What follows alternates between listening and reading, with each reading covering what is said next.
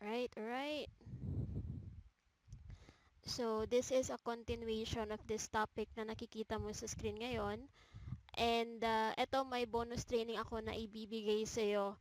So, after nating i-discuss yung part 3, I'm going to show you paano mo ma-convert, parang ganun, paano mo ma-convert yung mga customers mo at paano i-handle yung mga common objections. And these things guys are based on my experiences as well. So, ito yung tumulong sa akin and I really hope na makatulong din ito sa'yo ngayon. Okay?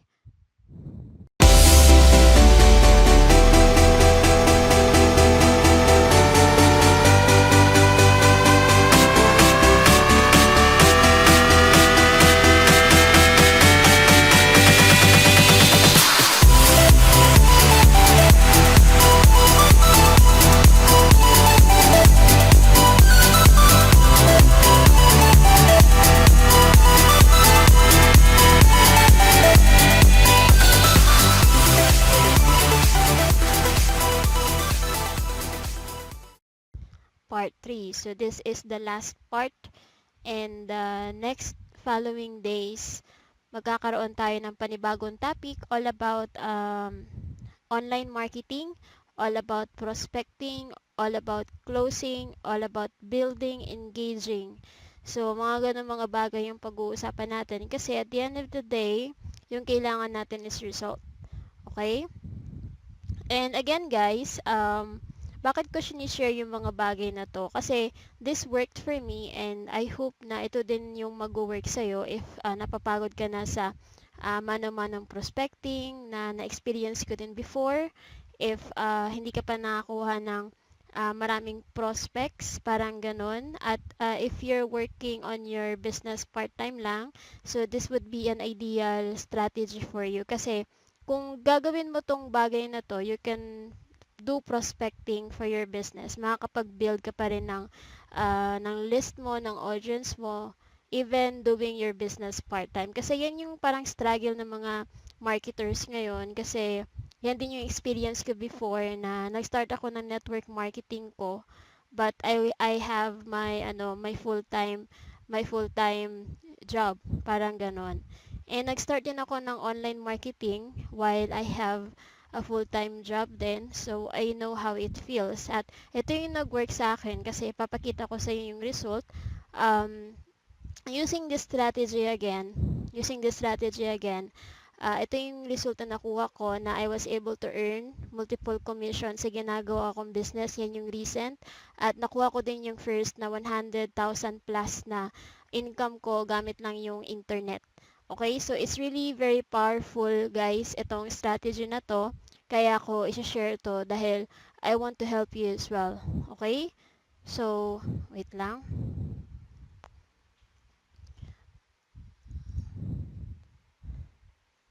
Ang guys, hindi ko pala na-share sa...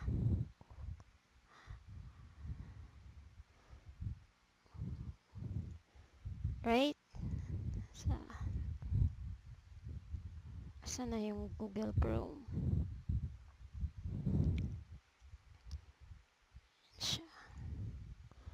Okay, so let's start right now. Open ko lang yung slides ko sa phone ko.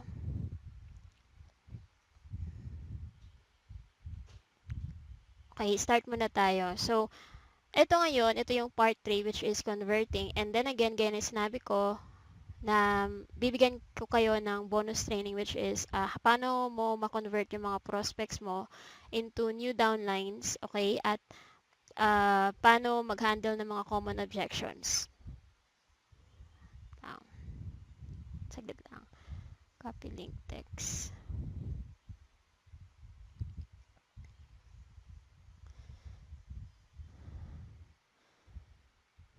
Tama ba? Nadoble.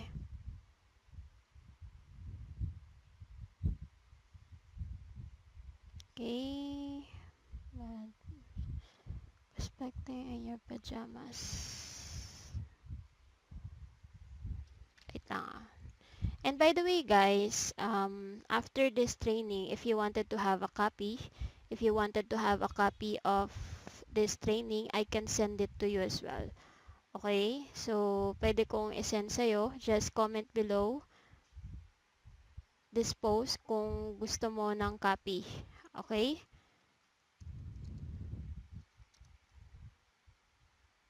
Share ko lang. Yun. Right. Saglit lang. Ano ba nangyayari dito? Okay guys, just a little bit of house rules. Okay, so this training is only for those people na again napapagod na sa offline prospecting at mano-manong follow-up. Okay? At kung kulang o wala kang sapat na oras para kumausap ng tao face to face, para sa iyo yung training na to. At kung gusto mong mag-business, okay, pero nahihiya kang kumausap ng face to face, pwede mong i-apply itong strategy na to. At kung gusto mong magkaroon ng mas maraming time sa family mo, pwede mong gawin to, okay? Kasi itong topic na to is about online prospecting or online marketing for your business. Okay, at kung gusto mong magkaroon ng maraming prospects and downlines fast, this training is for you kasi if you're going to use this strategy, you will be able to reach thousands or even millions of interested people para pansinin yung opportunity mo. So parang ganon. And then again, ito, recap lang tayo saglit kasi medyo matagal-tagal na din na nag-start tayo ng training na to. So on this training, you will learn how to transition from old school to new school networking and prospect in your pajamas. Okay? At dito sa training na to, as I mentioned nung first day that it consisted of 3 phases. So dinivide natin into 3 phases. So yung pinakaunang phase is yung building, which is mag-build ka ng list mo, mag-build ka ng audience mo, napakitaan ng business mo. And yung second is engaging. So after mong i-build yung list na yun, you have to engage consistently with them para makapag-build ka ng relationship, para mas makilala ka nila, para mas magustuhan ka nila. Okay? Kasi once you're going to do it, guys, it's really very easy or it's not that very hard na ma-convert mo sila into prospects. Okay? So ito yung shinare ko before, yung yung whole picture, okay, yung whole picture about online marketing or paano mo i-apply sa business mo. Okay, so ito, papaiklian ko lang. Yan. Ito guys, itong si prospects mo, nasa internet. Okay, nasa internet, nag-internet, nasa Facebook, nag-YouTube, nasa Instagram, nasa Twitter. Nakita yung promotion mo, yung product or services, at may kinlik siyang link doon. So, after niya i-click yung link na yon is makita niya yung tinatawag na capture page. 'Di ba? So, after niya makita yung capture page na yon is mapupunta siya doon sa mismong offer or website mo. So, again, what's the purpose of capture page? It will capture the information ng mga prospect mo para ma-follow up mo sila. Itong number 4. Kasi again, there's really fortune in follow-up. And I will explain it to you later. Okay, so para mas maintindihan niyo pa ano yung flow nito, parang ganito yan siya. Okay? Mas simplified, 'di ba? Mas simplified itong makikita mo ngayon. Minimize natin konti. Yan, si prospects mo nag-i-internet. Okay, nasa Facebook, nasa Instagram, nasa Twitter, nagsi-search sa Google, nasa YouTube, nasa LinkedIn, or kung ano-ano pa. Okay, at nakikita yung products or services mo. Doon sa pinakita mong promotion ng products or services mo, may nilagay kang link. Yung link na yon, that led them to a capture page or landing page or squeeze page kung saan it will ask for their information bago nila makuha yung information na gusto nila. So parang ganun. So parang ito yung police, okay, na ibigay mo muna sa akin or isurrender mo muna sa akin yung information mo bago mo makita yung gusto kong ipakita sa iyo or gusto mong makuha. Okay? So parang ganon. Alright? So after ma-capture yung information na to, after nilang i-click yung button na download now or get free access, parang ganon, or I want to know more, I want to learn, mapupunta sila dun sa main offer mo or yung checkout page mo. And once na ma-convince sila dun sa offer mo, that will help you make money. Okay? At majority of the times, yung mga prospect natin na nakita ng offer natin for the very first time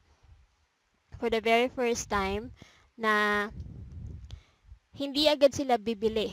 Okay? So that's given na sa first kita pa lang ng offer mo or ng product mo is marami talagang prospect na marami pang question, marami pang gusto malaman about your business. So importante yung magsisend ka ng follow-up email. Kasi again, once na makapture mo yung information nila, mapupunta sa isang email host yung tinuro ko sa day 1, 'di ba, yung process. Sa email host na bibilhin mo, which is autoresponder, yung tinatawag. So magse-set up ka ng follow-up emails doon. Doon sa follow-up emails na yon, magre-remind ka regarding sa offer or kung bakit nasa list mo sila or kung bakit napunta sila doon sa follow-up system mo. At again, once na i-click nila yung link na nasa follow-up emails mo, malilid ulit sila sa main offer mo. At kung bibili na sila, kung nagugustuhan na nila yung product mo kasi mas nakilala ka nila, that will help you to earn. Okay? That will help you to make money. So parang ganyan yung process. Okay? Parang ganyan yung process ng online marketing. Okay? So again, building, engaging, and converting. So, mag-build ka ng audience mo, i-engage mo sila, and then later on, i-convert. Kasi yan yung formula, actually, yan yung formula ng online marketing na parati kong iniisip na mag-build ng audience, mag-add ka ng mga friends sa Facebook mo or makipag-connect ka sa mga like-minded people, pero wag mong offeran agad. So parang ganun. And i-engage mo sila by posting content sa timeline mo, sa Facebook mo, by sharing information about your niche. Kung real estate ka, mag-share ka ng information, ano yung mga dapat tandaan kung gusto mag-purchase ng bahay. So parang ganun. Kung gusto magpa-sexy, dapat mag-share ka ng mga content, ano yung mga bagay na dapat iwasan na mag-a-add para magkaroon ka ng fat. So parang ganun. Okay, so just think of those contents na may value that will address the pain points of those people or those prospects na gusto mong i-attract sa business mo. So, parang ganon. Kasi, after mong i-engage or if you're going to consistently engage with them, if you're going to be consistent sa pag-feed sa kanila ng mga information ng walang kapalit na hindi ka mag-ask na, sige, join me now, dito ka, join my team, para mga ganun mga bagay. Sila na mismo yung lalapit sa'yo. Para mamamagnet na sila dun sa offer mo kasi they will be curious at gusto nilang mas malaman yung business mo kasi mas naging komportable sila sa'yo, mas nagugustuhan ka nila kasi parati kang nagbibigay ng value, alam nila na ikaw yung taong makakatulong sa kanila. So, parang ganon. Okay, so yung question ngayon is, paano ba mag-convert? Yan, paano ba mag-convert? Kasi yan yung topic natin ngayon. Yan, ganito din yung process na yon. Okay? So, ma-convert mo yung prospect mo by doing this process. Mag-build ka ng audience mo, i-engage mo sila, and then later on. So, parang ganito. Maka-convert mo yung itong prospects mo, if patuloy kang mag-build ng audience sa social media, or parati mong i-engage yung mga audience mo, parang ganun. Kung parati kang mag-build ng list mo, ito dito sa baba, parati kang mag-gather ng email address, ng information ng prospects mo, mag-build ka lang na mag-build. Okay? Mag-build ka lang na mag-build at mag-engage ka lang na mag-engage sa social media or kahit anong medium na ginagamit mo. Kasi again, later on, ito, after mong mag-build ng audience, after mong makipag-engage sa kanila, later on, mako-convert mo sila into sales. Okay, so itong part na to, build ang engage yan siya. At itong part na to, itong capture page, that's part of building. At yung follow-up emails, that's part of engaging and converting. Kaya importante itong mga to, itong mga tools na nakikita mo dito, yung autoresponder, yung capture page, yung blog, Okay, importante yung mga bagay na yon para makumpleto mo yung process ng build, engage, and then convert. Okay, again, just keep in mind, build, engage, and convert. So, magbe-build ka, yan, engage mo sila sa social media, mag-build ka by list building, gather ka ng email or mag-collect ka ng list mo using capture pages, using your blog, mag-engage ka din using your blog, and then later on, ma-convert mo sila. So, using follow-up emails, using your autoresponder, doon ka din mag-engage at doon ka mag-convert. Okay? So, yun yung process. Build, engage, and convert. Okay? Kasi itong process na to, it's like a funnel. 'Di ba nakikita nyo na funnel talaga siya. Kasi hindi naman lahat ng mga nakita ng offer natin is mga qualified prospects. Yan yung experience ko kasi isa sa mga strategy na ginagamit ko para mag-build ng audience is, I believe naturo ko na sa inyo before, is nagtatry ako ngayon ng libreng strategy kasi nasanay ako sa paid ads before. But ngayon, sinusubukan ko yung libreng strategy, which is yung makipag-engage dun sa mga Facebook groups kung saan nandun nagtipon-tipon yung mga target market ko, yung mga opportunity buyers. Doon ako nagbe-build ng audience. Pinapakita ko sa kanila yung business ko, okay?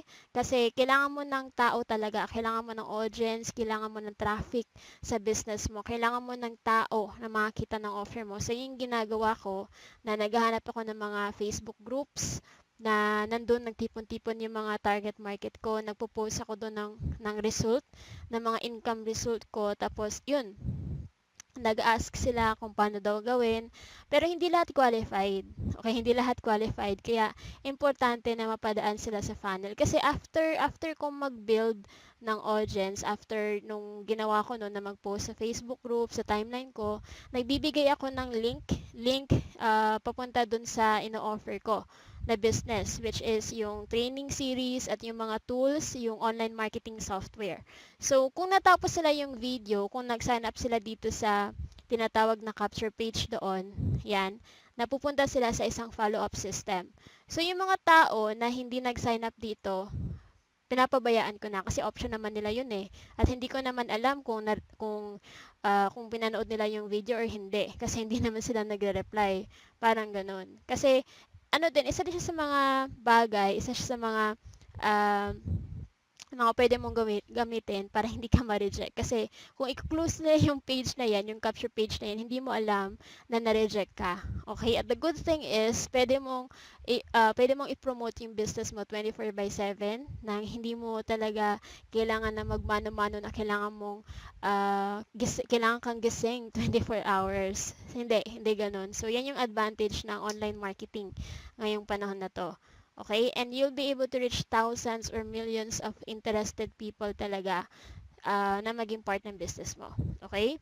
So, yan siya guys. So, yung mga taong yon kung interested sila, yun, pinapanood nila yung video. Kung hindi sila willing manood ng video, hindi ko na pinipilit kasi, again, ayoko mamilit ng tao kasi kung interested talaga yung taong yun, gagawa siya ng paraan para mapanood yung video na yun. So, yung mga tao na may maraming alibi, maraming excuses na hindi mapanood yung video, hindi kaya mag-commit or hindi kaya mag-follow ng instruction, hindi ko na pinipilit.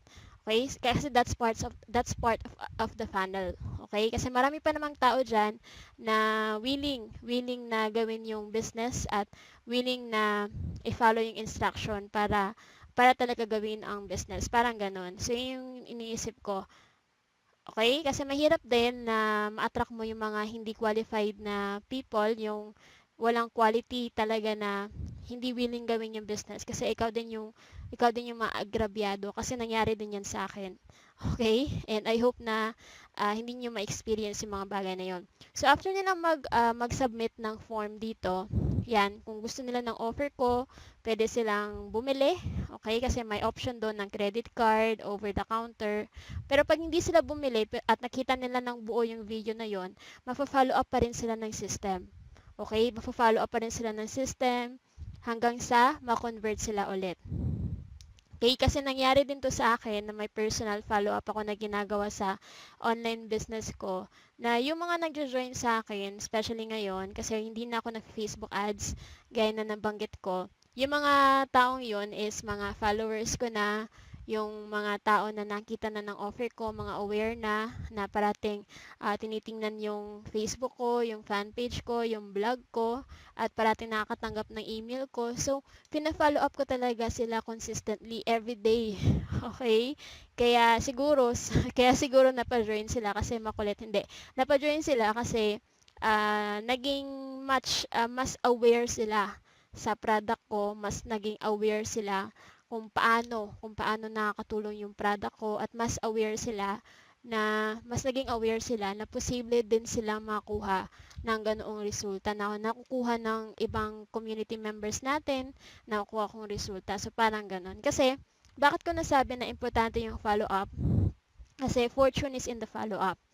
Okay? The fortune is in the follow-up, guys. Kaya, importante sa pag-convert ng prospect mo, okay, is i-follow up mo sila. I-follow up mo sila by giving value sa fan page mo, sa Facebook mo. I-follow up mo sila by giving content sa blog mo. Okay, kung wala ka pang blog, make sure na mag-set up ka ng blog. I-follow up mo sila using automated follow-up. Itong autoresponder na shinare ko sa video 1. Okay? So, yan yung mga bagay na pwede mong gawin. I-follow up mo sila ng i-follow up by providing value, by providing content, by sharing the benefits, kung ano yung what's in it for me. Kumbaga, kung ano yung magiging benefit ng product mo sa buhay nila, kung ano yung resulta na makukuha nila, mag-share ka ng mga testimonies, yung mga bagay na ganun. Okay, kasi you have to show them that it's possible na magagawa din nila yung business mo. Alright? So, ito, may papakita ko sa inyo kung bakit importante na i-follow up natin yung prospects, prospects natin. Kasi, yan, the 2% who buy at first meeting tend to be people who have already looked into the subject matter, meaning matagal na sila nagre-research and already know what they're looking for, at mga decided na mga tao talaga. But if they meet someone who ticks all the right boxes and they get on well, then business may be well transacted. But that is far from the norm. The other 98% will only buy once a certain level of trust has been built up. So, yan, yung 2% lang talaga ng tao ang bibili at during the first meeting or during the first parang exposure sa business mo. Pero yung mga tao yun is matagal na silang nagre-research, matagal na silang gustong sumali. So, parang ganun. Parang may awareness na sila. But 98% of those people is hindi pa talaga ganun ka-decided kasi hindi pa nabibuild yung trust. And again, paano natin i-build yung trust from our prospects? That's by engaging with them. That's by doing follow-up. Okay? And that's by giving value. Alright?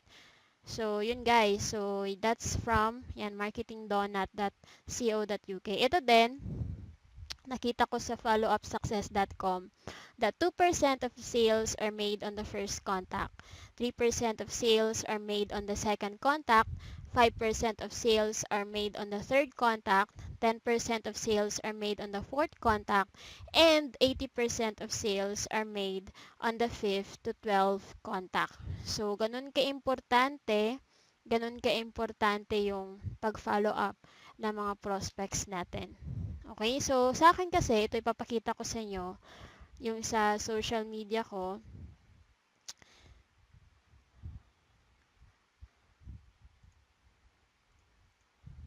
Papakita ko sa inyo social media. Ito yung ginagawa ko para mag-follow up sa mga prospects ko at i-engage sila. Is ito, nag-share ako ng mga, ng parang mga messages, para mga reminders. Okay, para parang i-intensify yung pain points na nararamdaman sila. Kasi pag yung tao is ma-realize nila na totoo nga no, na kung wala akong gagawin or kung hindi ako maggagawa ng aksyon, is ganun pa rin yung sitwasyon ko. So parang ganun. So we have to help them na i-realize na kailangan talaga mag-take action, kailangan talaga na may gawin tayo para magkaroon ng change sa buhay natin. Kasi itong gusto ko dito na quote sa post ko kanina na nabasa ko din kay Mike Dillard. Sabi niya na, pain breeds hunger, hunger breeds action, action breeds result. So, ganyan siya. So, marami nag-interact din, marami nag-engage. At ito, by giving blog or sharing my blog. Kasi pag i-click nila to, mapupunta sila sa blog ko. Yan, blog.sairilipisanable.com. Yan yung ginagawa ko para makipag-engage sa kanila at para i-follow up sila. So, yan, tingnan natin. Nag-loading siya. So, ganyan. Itong mga sinishare ko din sa Facebook ko, sa timeline ko, at even sa fan page ko, ito yung mga bagay that worked for me. Okay? Ito yung mga bagay na nag-take effect sa akin. Kasi, alam ko na kung nag-take effect to sa akin, it's also possible na mangyari din yun sa kanila. So, yan yung mindset ko. Okay? So, yan siya. Ito din, nag-share ako ng mga training namin. Kagabi, may exclusive training kami for members para sa mga members namin at para din ihikayat yung mga tao na hindi pa member ng team namin na nag-show ng interest. Ito, nag-share ako ng mga bonus na fina-follow up sila na, huy, kung hindi ka attend, hindi mo ito makukuha. So, parang ganun. Yan din, nag-show ako ng result para ipakita sa kanila that my business really work. Okay? So, nakabalance yung ginagawa kong engagement sa timeline ko na hindi puros offer lang. Kasi importante na ma-attract mo din sila sa timeline mo. Okay, eto gaya nito na yung ginawa namin na exclusive na training for our team members sa One Dream Team. Yan, at ito din result ko. Yan, nag-Facebook live training ako to engage with my prospects, my target market. Yan, paano ko kumita ng 1,300 income. Nag-share na ako ng mga parang mga doable action or mga action tips dyan. Nag-share ako. Yan, tingnan nyo na napakaraming comments. Maraming share, maraming engagement, at marami ding nag-comment. 29, tapos ito. Ito din, nag-share ako ng blog ko, awareness about Unity Network, which is my online business. Yung mga tao na marami pang question, okay? Yung mga tao na gustong malaman yung other information about my business, nag-share din ako. Pwede mong gawin yan. Nag-share ako ng mga strategies, ng mga tips. So, sinishare ko lang yung mga bagay that will help them.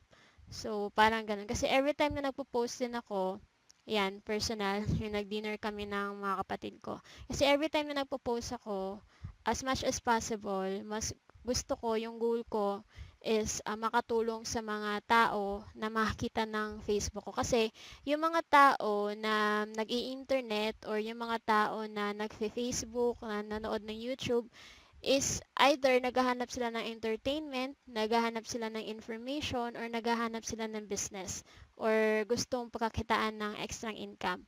So, parang ganun. So, we have to provide those information to them. Kailangan na tayo yung naka-front. Okay? Sa mga taong yun. Alright? Ngayon, gaya ng promise ko kanina, yan, mag-share ako ng bonus training. So, itong bonus training na to, tinuturo ko lang to actually sa team namin, pero ituro ko to sa inyo. Ito din yung ginagamit ko sa business ko para mag-convert ng prospects. Okay, so again, bonus training, closing tips, and handling objection. So, there are 5 steps we can apply when closing a prospect. So, ito dapat natin tandaan. So, pinakauna is we have to make sure that they watch the video presentation ng buo. Okay? Kung may video presentation ka, gaya sa Unity Network na may video presentation tayo, make sure na yung mga tao na nag-show ng interest sa business mo, kahit anong pang question na yan, make sure, mag-ask sila ng question, diba? Usually na mag-ask sila ng question, how, paano gawin ng business, or magkano yung ilalabas na pera, so paano yan nag-work, so parang ganun. So make sure that they watch the video presentation. Bigyan natin sila ng link dun sa video presentation at make sure na panoorin mo muna nila yung video na binigay mo bago mo sagutin yung mga questions nila. Okay, kasi yung mga video presentation usually, ginawa yan siya para i-address yung mga common concern ng mga prospects natin. That's a ready-made explanation ng mga FAQ or yung mga frequently asked questions ng mga prospect, yung mga possible na FAQs, okay, ng mga prospects natin. Alright, so make sure na mapanood nila ng buong video na yan. And after nila mapanood ang video, next na gagawin natin is i-identify natin yung reasons kung bakit nila nagustuhan yung video or kung bakit nila nagustuhan yung opportunity or kung ano yung nagustuhan nila sa napanood nilang video na nagbigay sa kanila ng interest.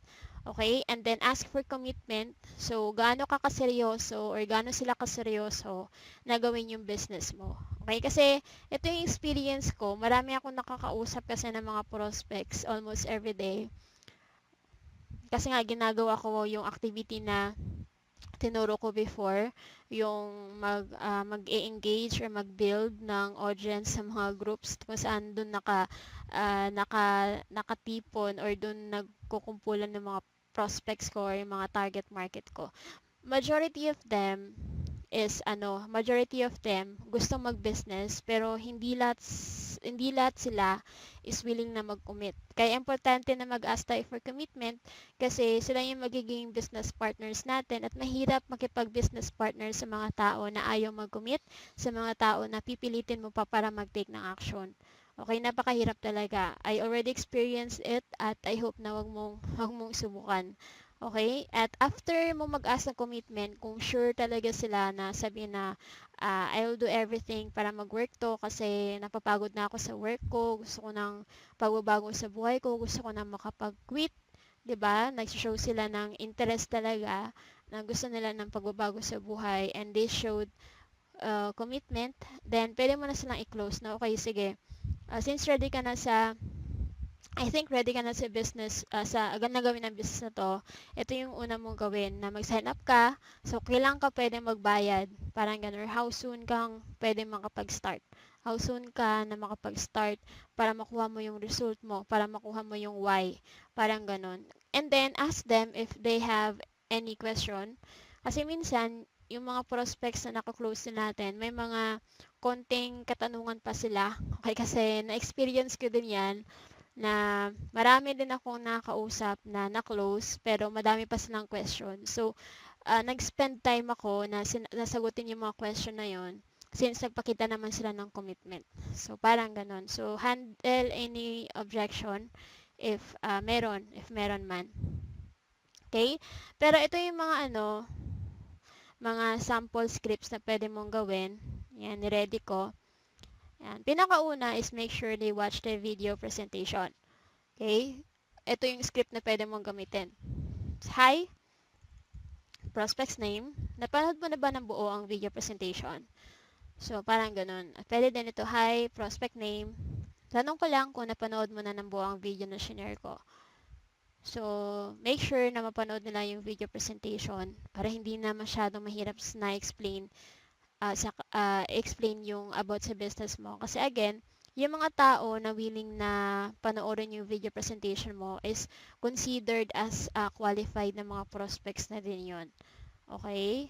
So, yung second is identify their reasons why. So, minsan, yung mga prospects na nakakausap natin, sasabihin lang, kasi gusto kong kumita ng pera. So, that's tinatawag na surface na desire. Yung parang hindi talaga siya pinakamalalim na reason why. So, bakit mo gustong kumita ng pera? Parang ganun. Yun yung dapat na alamin natin from our prospects kung ano yung pinaka-reason kung bakit nila gustong kumita ng pera. Kasi lahat naman tayo, 'di ba, na may kanya-kanyang reason bakit tayo nagbe-business or bakit tayo pumapasok sa mga business opportunities na hindi lang para kumita ng extra pera, but kumita ng extra pera para makapag-quit sa work, para makauwi, so para mga ganun mga bagay. So, ito yung pwede mong gamitan ng mga script. Kung napanood mo na ng buo ang video, may I know kung anong pinaka nagustuhan mo sa napanood mo na nagbigay sa iyo ng interest sa business na to. So, parang ganon.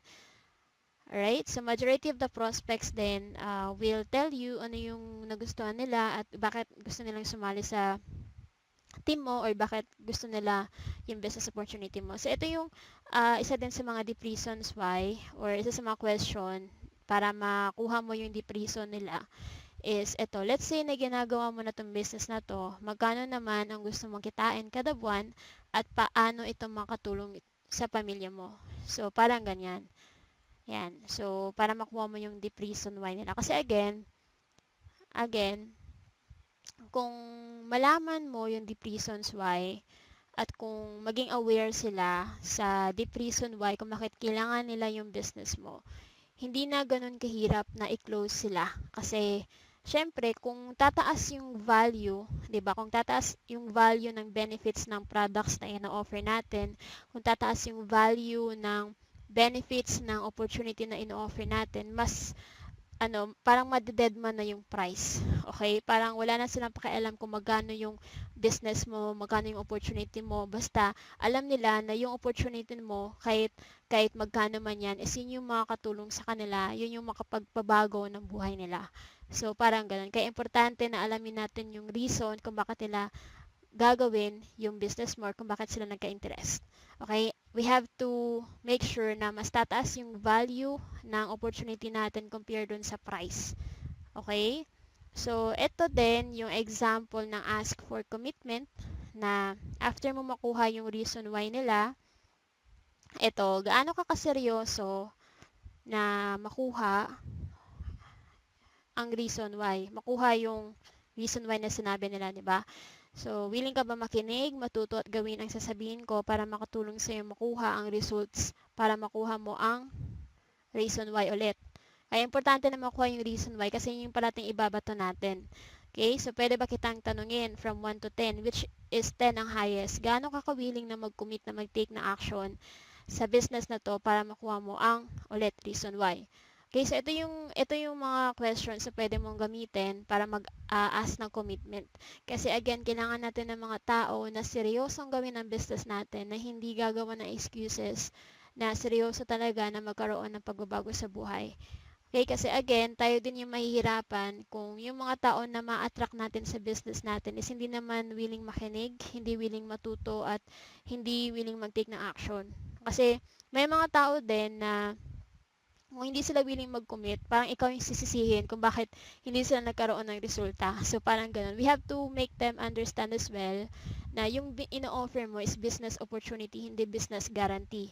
Okay? Business opportunity siya na kailangan silang mag-take na action para gawin yung business. Kasi hindi lalapit yung result pag hindi sila gagalaw or hindi sila magte-take na action. Okay? Kaya importante na mag-ask ng commitment. Alright? So, yung last naman, kung nakakapag-ask ka na ng commitment, is pwede mo na silang i-close yan. Okay, good. Tingin ko ready ka nang simulan tong business na to. Tama? Pag sasagot sila ng yes, ibigay mo na agad yung registration link. Okay? Pwede din ito, tanungin mo muna sila din kung alam na ba nila yung next step. Kung hindi pa nila alam yung next step, then ipakita mo sa kanila yung next step. Okay? So, yan siya. Ito, kailan ka makapag-send ng payment mo. Okay? Kasi yun naman talaga, di ba, na hindi mo ma-consider na na-close mo yung isang prospect pag hindi sila nakapagbayad. Or pwede din gawin mo, itong script na to. Okay, good. Tingin ko ready ka na masimulan tong business na to. How soon? How soon ka makapag-send ng payment mo para masimulan mo na ang business at makuha mo na ang gusto mong result? How soon? Effective yung how soon kasi magbibigay sila ng date na next week or bukas, parang ganon. At malalaman mo din kung may mga may mga hindrance ba or may mga parang complain pa sila na wala pang pera, parang ganun mga bagay. Okay? So, yan siya. So, ito naman, kung may mga objection sila, ito yung pwede mong gawin. Okay, so handle objections if there is any. So ito yung mga kadalasan na mga objections na ipapakita ko, but we have to know first the rules. Okay, kailangan na alamin muna natin yung mga rules paano mag-handle ng objection. Yung pinakauna, yan, 8 rules to remember when handling objection. So rule number 1, never argue. So, wag tayong makipagtalo sa prospect natin. Kasi once na makipagtalo tayo sa prospect natin na, ako ang tama, mali ka. So, parang ganun. So, magkakaroon ng clash at magre-repel sila sa'yo.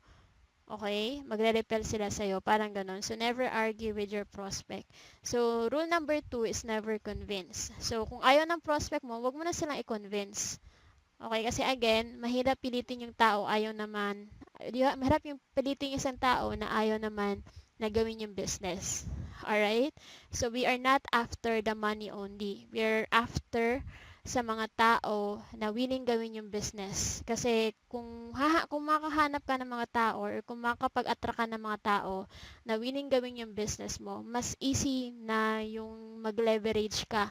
'Di ba? Kasi sa network marketing or sa kahit anong business, importante na mag-leverage yung group mo.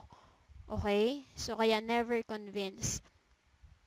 Ito, rule number 3, always be the one asking. You have to control the conversation.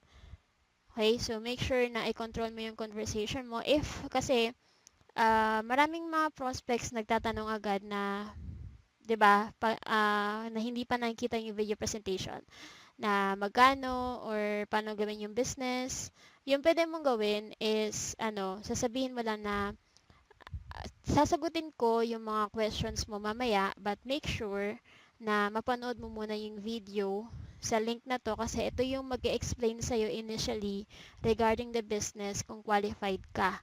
Parang ganun. So, sasagutin ko lahat ng mga tanong mo mamaya, but make sure first na mapanood mo ng buo ang video presentation na mag-explain sa'yo regarding the business at kung qualified ka. So, i-contact mo ako ulit after mo mapanood ang video number 1. Okay? So, parang ganun. Ganun yung ginagawa ko. Tapos, maglagay ka lang ng smiley. Okay? Para friendly pa rin. So, number 5, never assume. Number 4 pa pala. Number 4 is always listen carefully. Especially kung nagpapakita na sila or sinasabi na nila yung reason why kung bakit nila gusto yung business mo. Kailangan na maging attentive ka kasi again, yun yung gagamitin mo para ma-close mo sila na dapat iparealize mo na yung business mo lang ang the only solution para makuha nila yung reason why nila. Kaya we have to listen carefully sa mga sinasabi nila, especially kung nagsishare na sila ng reason why nila. Okay? So, yung number 5 is never assume negativity. So, wag mag-assume. Kasi minsan ito nangyayari din sa akin dati na pag may mga prospect nagtatanong sa akin, nag-assume na ako, ay, negative to, parang ganun. So, we should not assume negativity. Kasi yung iba is sincere, okay? Sincere sila na magtanong na gusto talaga nilang malaman yung about sa business, kung may kumikita na ba dyan. So, sagutin lang natin din yon. Okay? So, rule number 6 is never disagree. Parang yung rule number 1 din na never argue.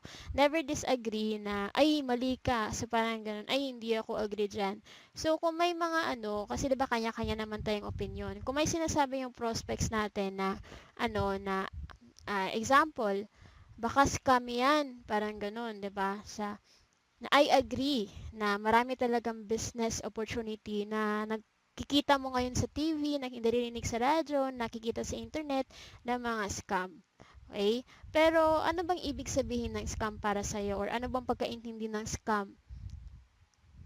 Ano bang pagkakaintindi mo sa word na scam? So, parang ganon. Kasi minsan kasi, yung mga prospect natin is nagtatanong kung scam ba yung business mo. Kasi marami nagsisilabasan sa internet, sa TV, sa radyo ngayon about mga business na scam. So, yung part natin or yung trabaho natin as entrepreneur is i-educate sila kung ano yung meaning ng scam or ipakita sa kanila na hindi ganun yung business mo. Okay? So, rule number 7, always tell your prospects what to do next. Okay, so, parate mo silang sabihan kung ano yung gagawin. Example, let me know if natapos mo na yung video number 1. Okay? Para mapanood mo agad yung video number 2. So, parang ganun. Or, alam mo na ba kung ano yung susunod na gagawin mo? Ito yung next na gagawin mo. Parang ganun. Kasi, that will show your leadership na kaya mo silang i-lead. Okay? Kaya kailangan na pakita mo or sabihin mo sa kanila parate kung ano yung next na gagawin. Parang call to action din. Okay? So, yung rule number 8, last, always know their reasons why before asking any question. Gaya ng sinabi ko kanina na marami mga prospect na nag-ask, ano ba yung business mo? Pwede mo bang i-explain sa akin kahit short lang? Parang ganon. So, yung usually na ano ko doon, nire-reply ko doon is make sure na mapanood mo muna yung video na pinakita ko para may idea ka kung ano yung business at para malaman mo if qualified ka. Okay? And later on, pwede kong sagutin yung mga question mo kung meron. Basta panoorin mo muna yung video na pinakita ko. Okay? Tapos, yun, na sasagutin ko yung mga question mo mamaya, but make sure na mapanood mo muna yung video, yung short video na magpapakita sa'yo ng overview about the business. So, parang ganon. Okay? So, always control the conversation. So, ito yung mga common objection na na-experience ko before nung nagsisimula pa lang ako. So, magkano na ang kinita mo dyan? Yan yung pinaka-common na yung mga prospect natin minsan, 'di ba? Gusto nilang malaman kung may ibang tao na kumikita din. So, pwede mong itanong, bakit mo natanong? Kung sasabihin ko sa iyo na kumikita na ako ng 1,000 sa business na to, maniniwala ka ba? Tapos, lagyan mo ng smiley, okay? Para hindi sarcastic. So, parang ganyan. Or, eto, magkano ang gusto mong madinig para maging interested ka na tingnan ang opportunity na to na maigi. Okay? Kung kakasimula mo pa lang, sagutin mo na kakasimula ko pa lang sa business na to, pero ang team leader ko ay kumikita na ng 30,000. Kung 30,000 yung kinikita niya, tapos sabihan mo or tanungin mo, willing ka bang malaman anong ginawa niya para kitain ang ganung income? Tapos pakita mo yung business opportunity mo or yung registration page, parang ganun. So, eto din, kung willing ka ding aralin ang mga ginawa niya para kitain ang ganong income, willing ka bang matutunan at gawin ang mga ginagawa niya? Pag sabing, oo naman, okay, good, ito ang unang gagawin mo para makapagsimula ka agad. So, kung may kinita ka na sa business mo, ipakita mo na kumita ka na. Okay? Kumita ka na ng 100,000 or kung magkano ng kinita mo. Kasi ako, pag tinatanong ako ng ganito, ito yung kadalasan na sinasagot ko. Bakit mo natanong? Kung sasabihin ko sa'yo na kumikita na ako ng 1,000 sa business na to, 100,000 pesos sa business na to, maniniwala ka ba? That's my smiley. Kasi, itong 100,000 naman is na-hit ko naman na siya na income. Kaya pwede kong ipakita sa kanya yung income result ko. Okay, kasi na-hit ko na yung income na to dun sa dito sa ito. Yan sa Ignition Marketing na Unity Network na ngayon. Na-hit ko yung 100,000 pesos na income ko for a couple of months. Yan. Yan siya. Pero nung simula pa lang ako, sinasabi ko na yung mga kasama ko is kumikita na ng ganitong income. Yun yung mga sinasabi ko. Kasi ako din, wala akong income result dati pa. Nung nagsisimula pa lang ako. Kasi yun naman talaga, di ba? Pag beginner ka, wala ka pa talagang result. Pero yung pwede natin gawin is leverage or gamitin yung result ng iba. Pero wag nating angkinin, okay? Sabihin lang natin na, ito kasi yung upline ko na may ganitong result. So, i-introduce kita, parang ganon, or kasama ko siya sa team, so pinapakita niya sa amin kung paano makuha yung result niya. So, willing ka ba na maging part ng team namin? Willing ka ba na matuto? Willing ka bang mag-take ng action? Or willing ka bang gawin yung mga kailangan gawin para makuha din yung result na nakuha niya? Pag sabing, oo, okay, sige, join ka na sa team. Parang ganun. Okay? So, yun yung pwede natin gawin. Alright? So, ito din, isa sa mga common objection, wala pa akong pera. Ayan, wala pa akong pera. Ayan. So, walang problema kung wala kang pera. Ang gusto ko malaman ay kung meron ka ng nakitang benefit sa opportunity na to na makakatulong sa'yo para palagi kang merong pera. Meron ka bang nakita? So, i-ask mo ulit sa kanila kung may benefit ba silang nakita, okay, sa business opportunity mo. Kasi again, yung isang tao is hindi niya makikita yung value ng opportunity mo if hindi niya makikita kung ano yung magiging benefit ng products mo, ng opportunity mo sa buhay niya. Kasi at the end of the day, yung tinitingnan kasi ng mga prospects natin, even ako, nung nagsimula pa lang ako sa online marketing, sa affiliate marketing, yung tinitingnan ko is kung makukuha ko din ba yung result na yon. Parang ganun na hindi ko kaya maglabas ng pera kung hindi ko nakikita yung value ng opportunity na yon, yung potential income na pwede kong ma-reach. So, parang ganun. So, kaya kailangan na alamin natin kung may nakikita bang benefits yung mga prospects natin dun sa pinakita nating opportunity para mas tataas yung value ng benefit compared dun sa amount, yung pera.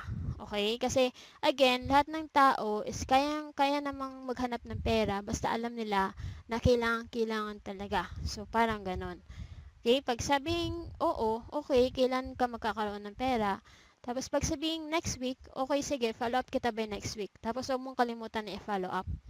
Okay? So, pwede mo ding tanungin kung totoo bang wala silang pera or um, ayaw lang nila sa opportunity mo. So, parang ganun. But usually, yung mga tao na ganun na nagsasabi na, ay, wala akong pera dahil, hindi nila kayang mag-risk.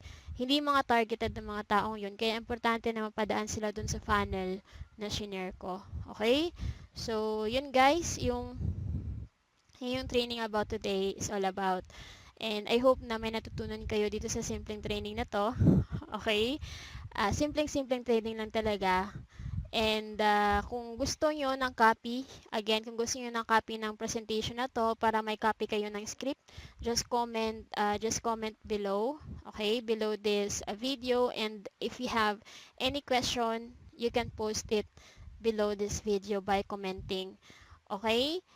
At kung hindi mo pa masyadong naintindihan yung process na pinakita ko kanina, you can get my free list building mastery. So, etong ginawa kong training, step-by-step training na siya, kung ano yung gagawin mo, ano yung i-click mo, saan ka pupunta, para makapag-start ka ng online marketing.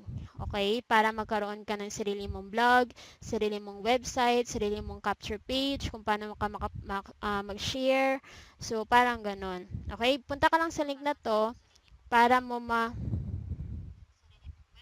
wait lang. Punta ka lang sa link na to. Ayan, naklik ko tuloy. Punta ka lang sa link na to. Ah, wait lang ah. Saan na ba? Yan, punta ka lang sa link na to para ma-access mo yung training. Okay? If mag-fill up ka lang ng form dyan, tapos malilid ka sa training video right away. Alright? So, yan. Punta ka dyan para ma-set up mo yung capture page mo, yung blog mo, para ma-set up mo yung funnel mo. Okay? Para makita yung comment ito. Alright? And ito naman isang training series na ginawa namin.